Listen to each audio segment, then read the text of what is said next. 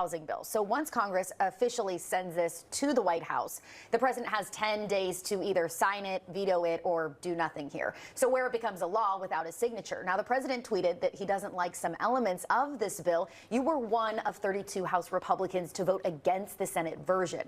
So if he vetoes it, what do you think happens here? Well, I don't know. I mean, look, my issue was if Elizabeth Warren thinks a bill is great, then it probably isn't. And that's sort of how I look. But the enthusiasm with which Democrats had for this bill got me spooked. And I didn't come to Washington to work with Democrats. I came to Washington to beat them. So that was where I... Did you catch that? I wanted to play again in your head. He just said the quiet part out loud. He didn't say the housing bill was bad. He didn't say it wouldn't help people. He just said he doesn't support it because Elizabeth Warren does. And in his own words, that he is there to beat Democrats. So let's be clear about what this means. There was a bill to bring down the cost of housing, the number one thing Americans say they're struggling with. It passed with a House vote of 358 to 32. Randy Fine is one of those 32. The Senate, 85-5. Democrats and Republicans together agreeing on something. They can't agree on what to have for lunch. They agree on nothing. This is the U.S. we are living in currently. And this Congressman, Randy Fine from Florida, looked at the bill that would help his own people in his own district. He said no, because the other team was for it. That's it. No reason, no policy.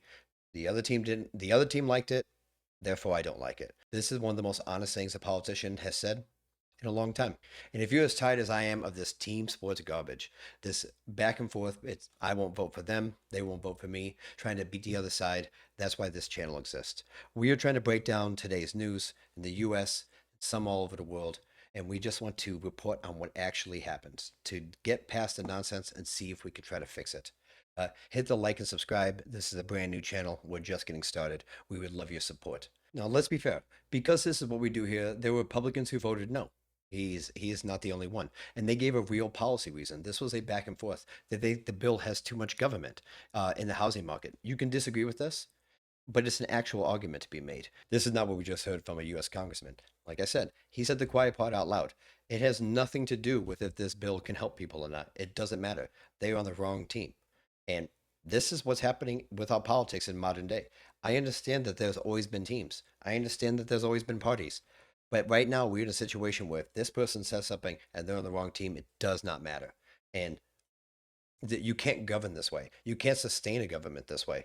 Then it's not a government of the people. It is very much just party-based. And it could have personal grievances.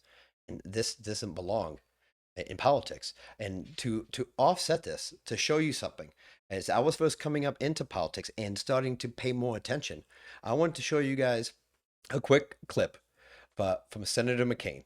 And I know, right, this is a different generation. This is many people may have not even heard of them that are coming into the age of voting and their generation, but it's important. So I want to take the time. Let's watch this. It's about a minute long. This is years ago. In our modern day, this is ancient. But I want you to look what bipartisanship can do and how shocking it could be. So let's take the time. Let's watch the video, guys. 1:29 a.m. Senator McCain re-enters the chamber. Senate Majority Leader Mitch McConnell stands at the front of the room like he had most of the night. The grin on his face, though, quickly disappears. Mr. Peters. Senator Bernie Sanders appears to nudge Senator Jeanne Shaheen as if to say, "Watch this." McCain waves his hand to get the attention of the Senate clerk, pauses for just a moment, and gives a dramatic thumbs down. I just want the people to understand how big of a moment this truly was. John McCain, a Republican, walks into the Senate floor in the middle of the night. His own party is trying to repeal the Affordable Care Act, many called Obamacare, and his party wanted it. The president wanted it. The vice president wanted it. And they're standing there, and I am sure in shock when he decides no, when he puts his thumb down. This is a Republican who genuinely disliked Obamacare. He had campaigned to repeal it. He put his thumb down to vote no, and he killed it. Here's the part that matters. He didn't do it because he suddenly loved the law.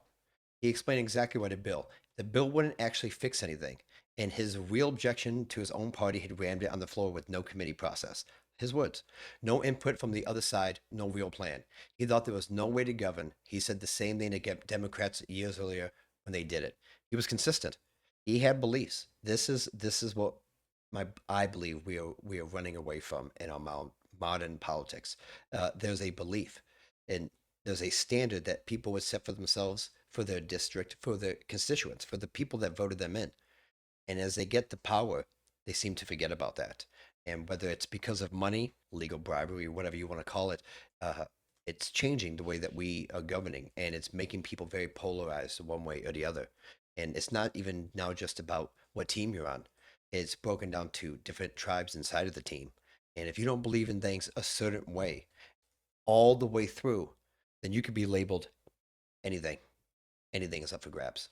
And to give it a distinct comparison, you have one of these men that is his job to help the people, to protect the people, even when it cost him his own side, even when it cost him his peers and what they would think of him. And you have one that openly says he's against it because the other team's voting for it, and that he trusts fully in what the president says. I'm not here to bash anybody. I'm not here to say one way is worse off than the other. But if that is where your stance is, what's brave or what's more brave about those two instances?